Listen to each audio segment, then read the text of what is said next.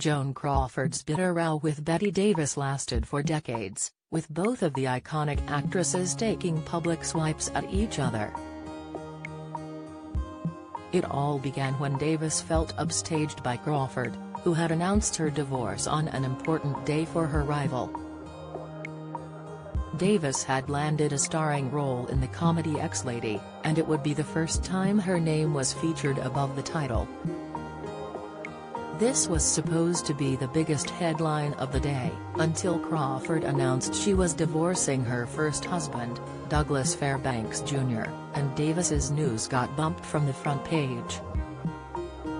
Davis was said to be furious when her film was only mentioned in a tiny paragraph in the review section of the New York Times, and Ex-Lady produced such poor ticket sales it was eventually canned from theaters.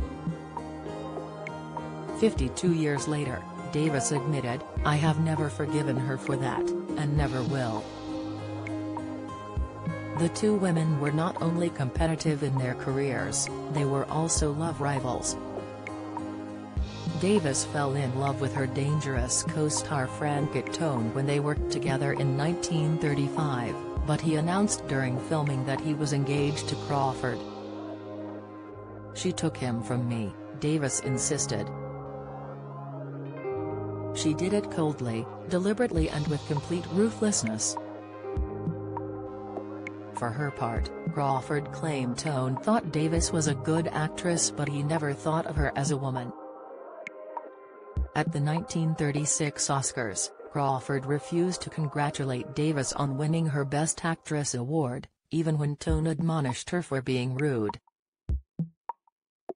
Instead, she simply sarcastically remarked on Davis's lovely frock, a plain navy dress she had worn as a deliberate protest that evening, leaving Bette furious. But Crawford would later try to make amends, sending gifts and flowers to Davis's dressing room when she moved from Warner Brothers to MGM, but they were all returned back to her. In 1952, Davis played a washed-up actress clinging to fame in The Star, a film supposedly based on Crawford, which would only have intensified their hatred for each other. The two actresses would eventually star in Whatever Happened to Baby Jane?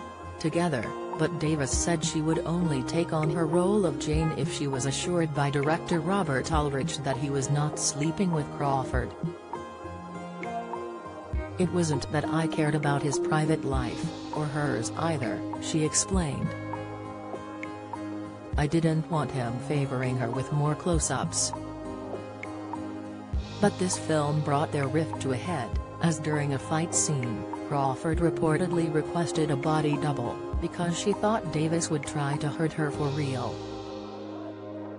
It was claimed that during one shot where a body double couldn't be used, Davis did indeed hit Crawford so hard in the head she needed stitches, though Bette insisted she barely touched her. Crawford got her revenge in another scene, when Davis was supposed to be dragging her around a room.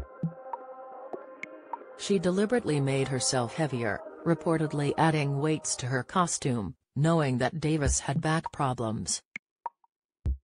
Crawford then reportedly ruined several takes on purpose so they would have to keep filming it. Davis, who died aged 81 in 1989, complained Crawford had absolutely no sense of humor and that the only reason she poked fun at her was to get a little extra attention. Meanwhile, Crawford, who died in 1977, later said of Davis, "She can be such a BH, but she's so talented and dedicated and honest."